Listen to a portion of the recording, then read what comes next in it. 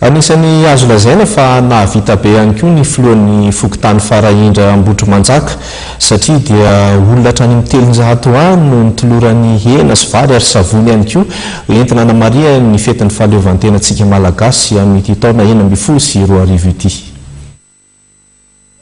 Noho ny fankalazana ny fahaenina amin'ny 50 taona niverenan'ny ny fahaleovantenan'i Madagasikara dia nanatanteraka hetsika ho fanampiana ireo zanaky ny sahirana sy ireo olona be antitra sy manan-kilema ary manantena ny tompon'andraikitry ny Fokontany Farahindra Ambohitrimanjaka ka nanolotra fanomezana ahitana rendriny, vary, hena ary savony ho an'ny olona misy 300 avy eo amin'ny Fokontany. Zao hetsika zao zany dia tsy voalohany fa efa hatramin'ny tantanako an'ity Fokontany ity dia efa mahazatra anay ary isaky ny fitsingerenan'ny fahaleovantena sy ny fitim-pirenena ohatr'izao zany manolotra fanomezana kely ho an'ireo fokon'olona eto amin'ny Fokontany izay tantanako. Raha tsika malala fa ao anatin'ny fahasahiranana tanteraka ny vahoaka amin'izao ataona ahoana moa no hijery ny mpiray-tany razana raha mba misy aminy azonao atolotra ho azy ireo. Izao koa nefa tsy vita raha tsy nisy ny mpiara-miasa dia ny vovonina kristianina malagasy zany sy miara-misandratra izay nanohana naibetsaka tamin'ny fanatanterahana izao hetsika izao.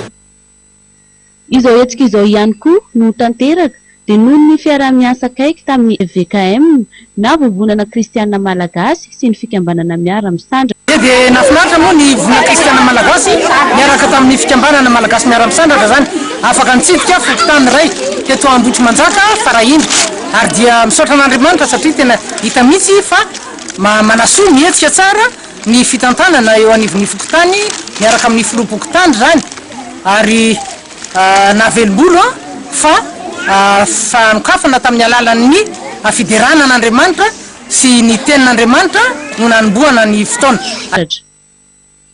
Raha araka ny nambaran'ny filohan'ny Fokontany dia anisan'ny tanjona sy vy napetraka izy ireo ny jirena akaiky ireo zaza izay tsy tafiditra an-tsekoly ary ny ametrahana fianarana informatika memem-pona eo amin'ny Fokontany. Fantatra ihany koa fa isy ny fametrahana ny sampatra fikambanana izay miara-miasa amin'izy ireo eo anivon'ny Fokontany Farahindra. Marina fa ireto fikambanana ireto dia anisan'ny fikambanana manao asa sosialy manerana ny faritra maro eto Madagasikara.